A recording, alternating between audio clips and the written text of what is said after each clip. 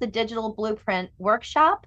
The topics for today are achieving your dreams with realistic income goals, to personalize your own daily checklist for your success, to take actions that you can fit in during the nooks and crannies of your day.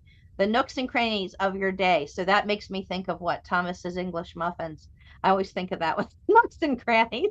Uh, Build income online and in person with actionable steps. Get motivated with books and videos.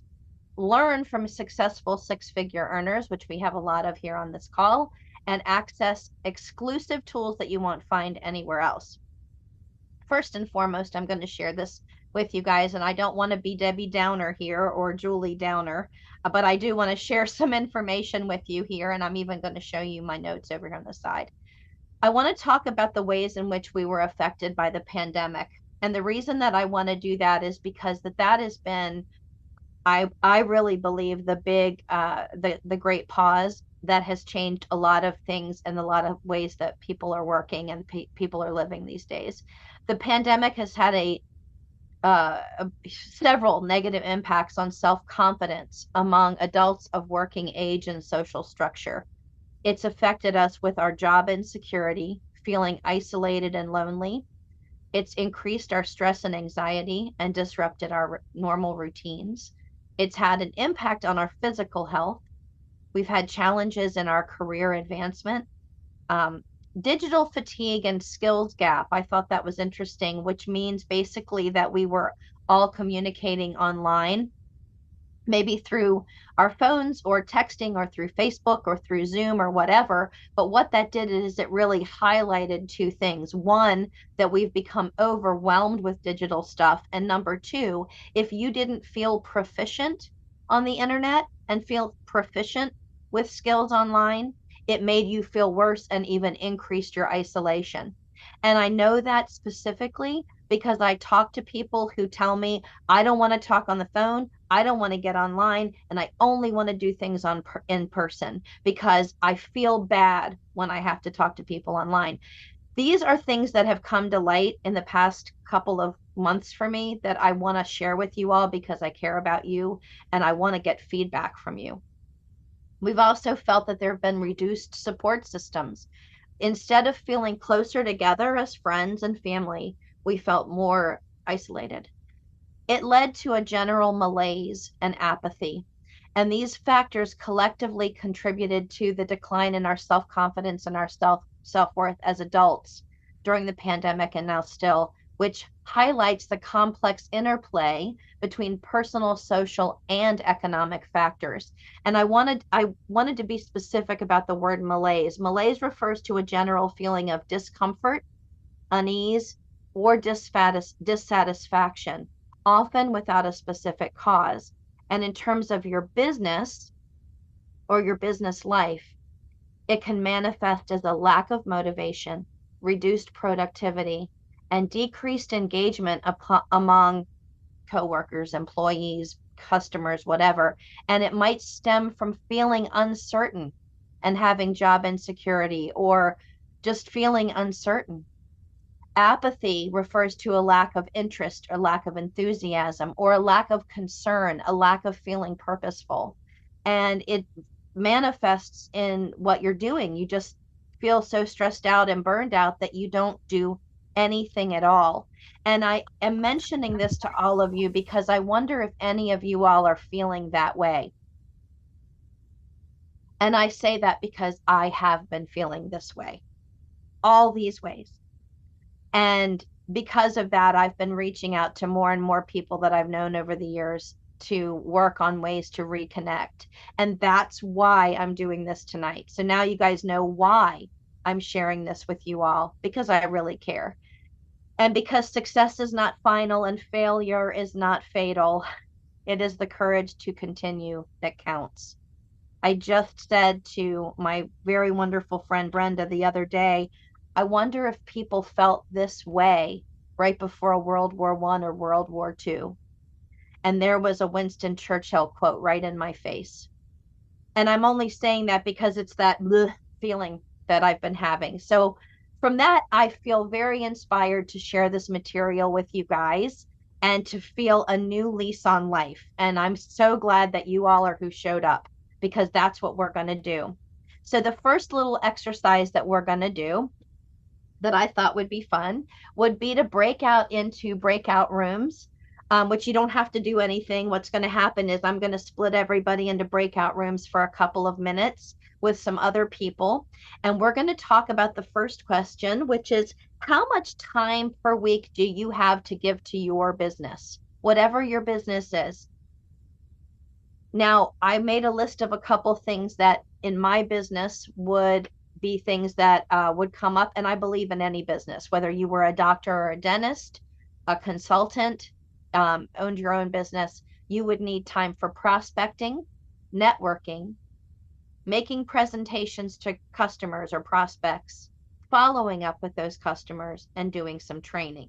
Those 5 tasks. So when you go into your breakout room, I want you to think about those things: prospecting, expos and events and networking, presentations, follow up and training. So how much time per week would you be spending on your business? And then how would you divide your time between those things or other things that are specifically pertaining to your business? So I'm going to go ahead and break you into groups, and then we're going to come back in just a couple of minutes. So let me hit stop share real quick and do breakout rooms. And let's see here, there are 12 of us.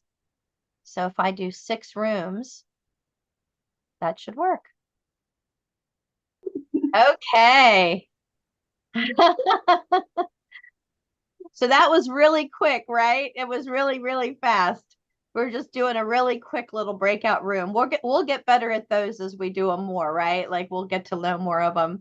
But I really wanted you guys to have the experience of just talking one-on-one and having a conversation. Now that you've talked about that and you've thought about it, it's the first time you might have thought about it, or maybe it's the millionth time you've thought about it. Now you have something to think about as we go into these next pieces, which is the stages of the sales cycle.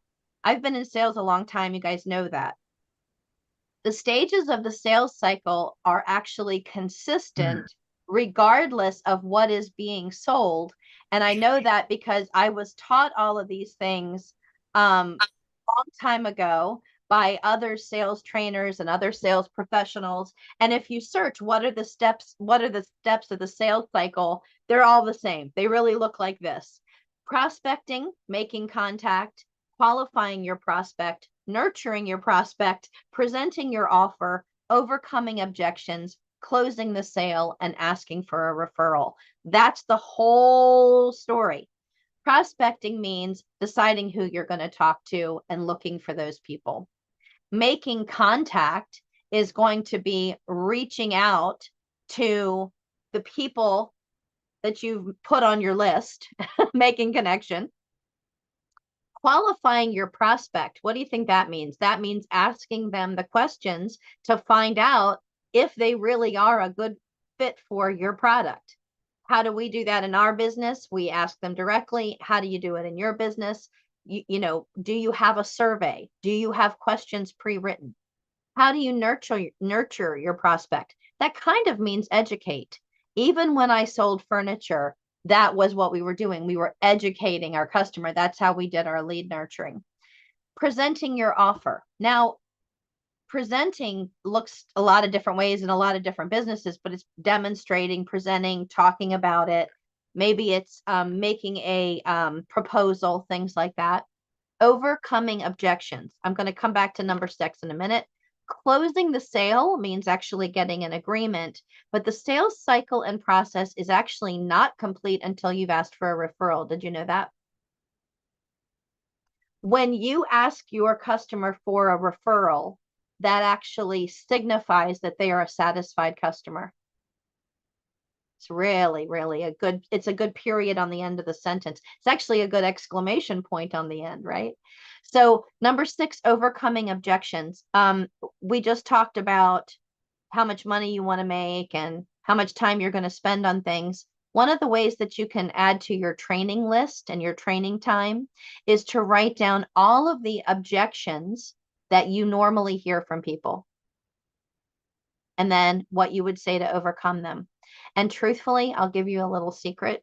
There really are only 3 objections. No matter how many thousands of objections we think we hear out in the world, there really are only 3.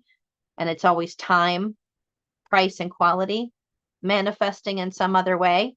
So you can even look up, how do I overcome these objections online, and you'll get creative ideas there. Okay. Next up on this interesting digital planning workshop, this digital blueprint, is we talked about how much time you're going to spend. We just talked about the sales cycle, but now we're going to talk about something really cool.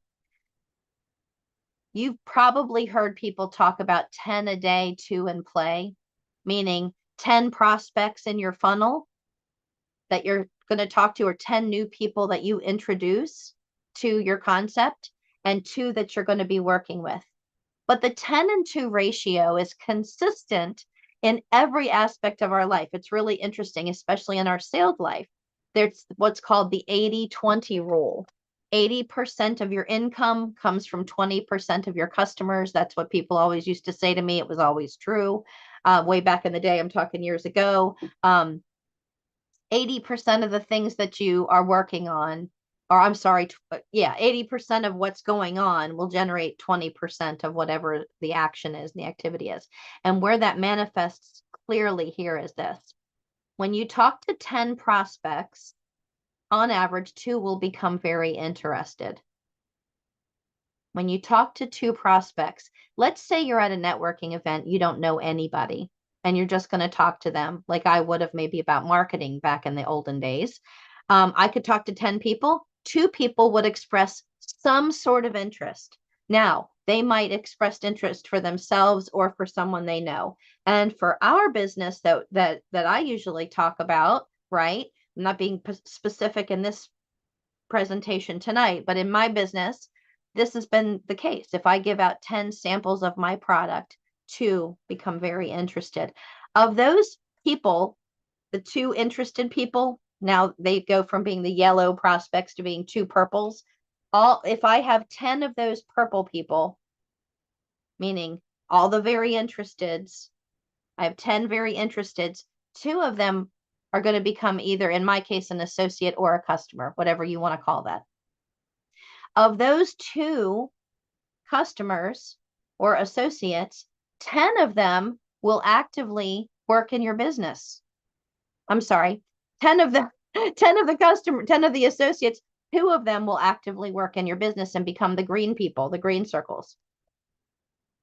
Of your active associates, when you have 10 active associates, 1 will become a rock star, and 10 rock stars will make you a millionaire. I know you guys are thinking, where did she get these numbers? I did not make them up. This is actually directly from everything I've ever been taught, but the millionaire statement comes from the guy who was the multimillionaire in Amway. And I'm mentioning this because even when I sold printing, even when I sold furniture, this still worked for me, where I had customers who became active customers who bought often and who became a rock star customer. So even if you're a dentist, you'll have patients who become active patients, the active patients who come in for more and more work and become a cosmetic dentist customer. So it's interesting. It doesn't matter what business you're in. It really does work this way. So 10 and 2, 10 and 2.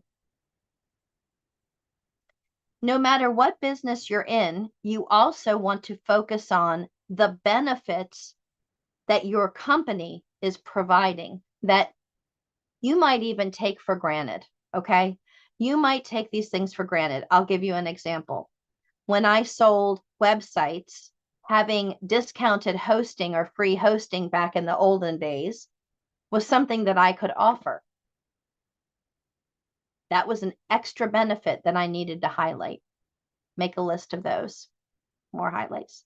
And then we get to the meat and potatoes here, creating your daily checklist. The focus of your daily checklist is customization, being able to adapt your checklist to specific business goals and preferences, automation tools that you can find and use, which we'll talk about in coming weeks, Consistency, which is the one thing that doesn't come in any business box. In fact, I thought it would be funny for all of us to do an unboxing video where we look in the box and look, the only thing not included is consistency. I have to bring that to the table myself. And then the next thing is feedback. So I want us to talk about in the coming weeks how to generate our own checklist that keeps us on task. This particular one I can share with anybody who would like to see it. It's a very simple, basic one, but I did it with the team. Meet 10 new contacts and talk to them. Add 10 new people that you've never met to the list. Find 2 of those 10, put them in the actively interested. Survey, meaning ask them questions. Lead nurturing, videos, PDFs, whatever tool you want to use. Present, ask for the sale, then talk to a teammate, make a video, log into your back office, engage, do some networking. And then on the far right over here is our book list and our video list, which will keep you motivated even on the days when you feel like you don't want to do it anymore. And this list came from the team, some ideas from a variety of people who've read things, done things, and are 6-figure income earners. You guys, I want to thank you so much. We're at time. We're at 8:30. I hope this was fast. I hope this was good. It is recorded. We're going to do this more in the future. We're going to do more workshops. This is going to be our framework of things that we're going to work on, and we're going to be flexible. If you want to add in a new topic, if you want to take something out, if you want to skip a night, we're going to work on these things, and we're going to do it together as a team with a workshop so that we can stay positive and moving forward in the future. Does that sound good? All right, I'm going to unmute everybody. Hold on just a second here. I'm going to ask all to unmute. Ask all to unmute. There we go. All right, you guys. Unmute. Hey, guys. So thank you all so much for being here tonight. Wonderful turnout. I want to thank you guys. And if you had fun, tell me now. Did you have fun? Yes. Yes. Yes. Yes.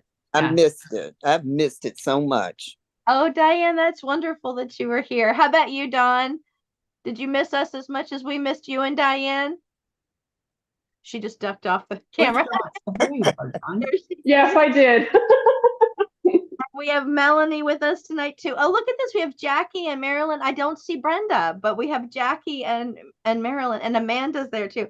You guys, thank you so much. And I don't want to talk specifically about any one business. I really want to keep it open, but of course we are all network marketers, and it really kind of comes down to network marketing is what is our thread that pulls us together. And I want this to be open so that you guys feel confident in inviting other people to come. Okay. Okay. Thank you. Thanks, Good guys. night. All love you all. Have a great